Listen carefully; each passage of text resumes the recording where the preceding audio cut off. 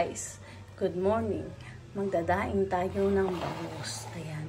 Hello guys, magdadaing tayo ng bangus na may garlic at saka sili.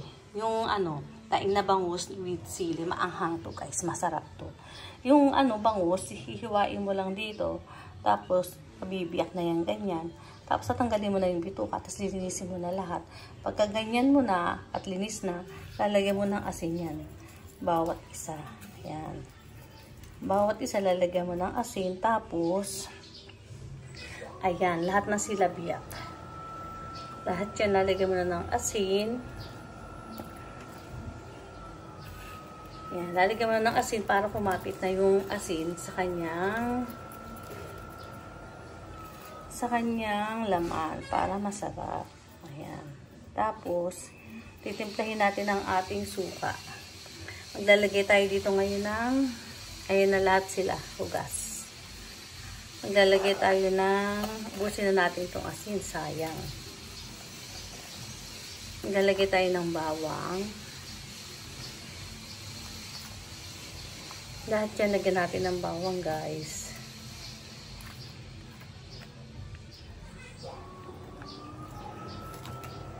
Bawang para masarap pag pinirito at mawala yung lansa. Tapos mabango. Yan, okay na siya. Marami na siyang bawang. Yan.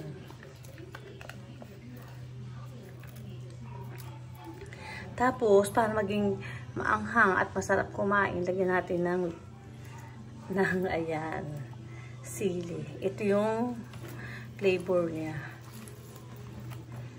Flavor natin sa daing na bangus. Ayan, tingnan nyo guys, ang sarap oh. Daing na bangus with chili. Wow! Singit-singit mo yan dyan sa gilid oh. Sarap.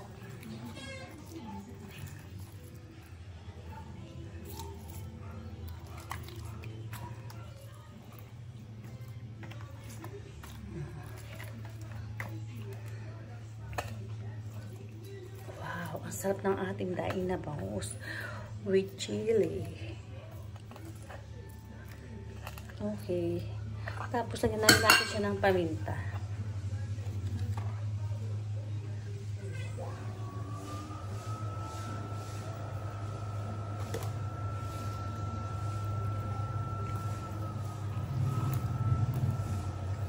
May paminta na siya.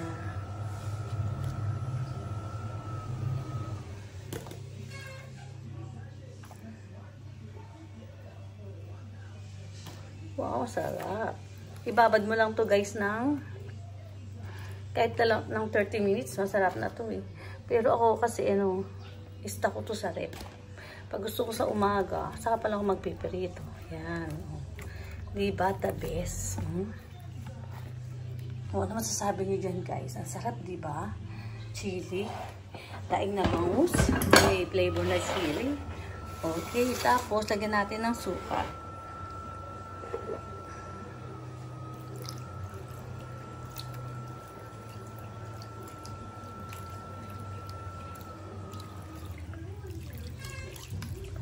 Ayan. Di ba? Ang sarap.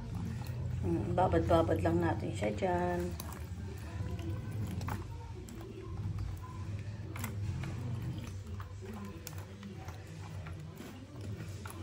Ayan guys, ito ang ating daing na bangus. Ibabad-babad lang natin siya dyan. Tapos mamaya, babalutin ko yun isa-isa para ilalagay ko sa freezer.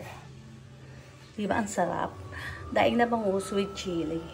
Guys, para mas masarap, lagyan natin ng patis. Konting patis-patis lang yan. Ayan.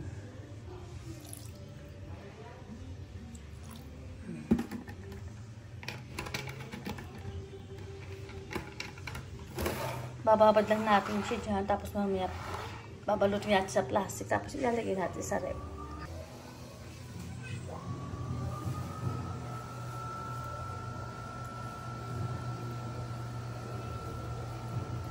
Tapos guys, lalagyan natin siya sa plastic, isa-isa.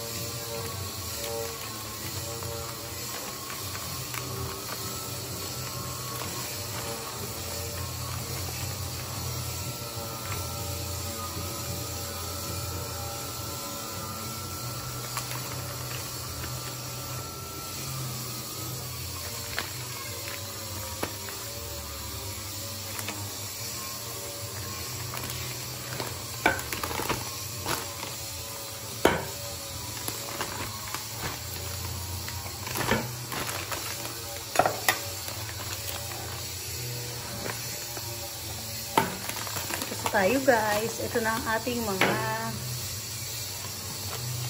daing na bangus. May flavor siya ha, chili.